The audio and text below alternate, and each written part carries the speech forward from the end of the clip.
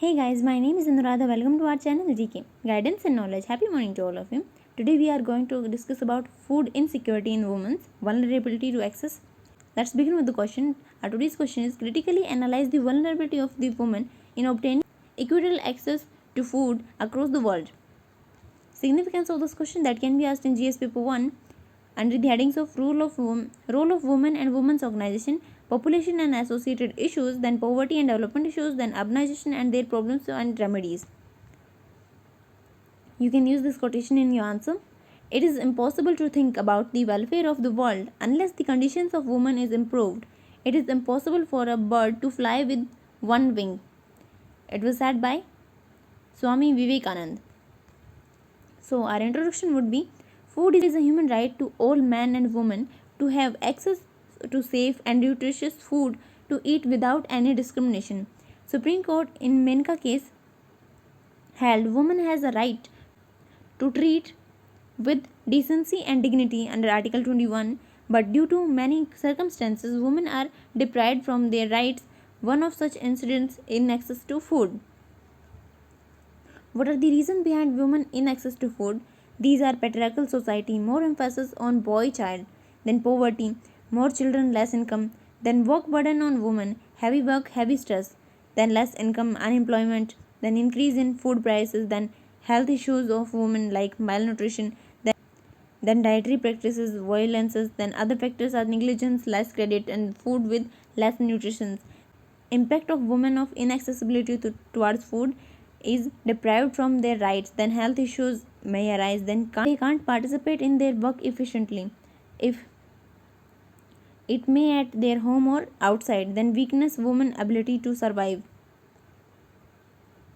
then government initiatives to provide food, then it was National Food Security Act 2013, which is PDS public distribution system, then Poshan Abhiyan, food fortification, then Anganwadi system, then Midday Meal Yojana, then Ujjwala scheme, then Rashtriya Krishi Vikas Yojana.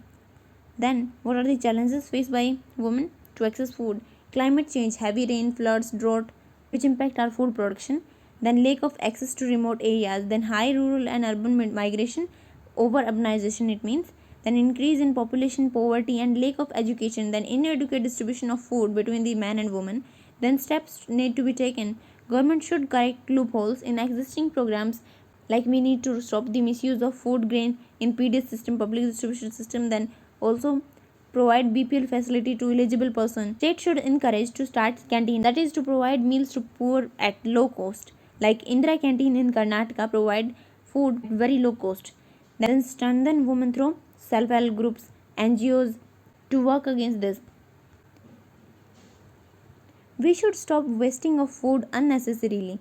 This ideal should follow from everyone, and it should become our fundamental duty to not waste food, to not to waste food.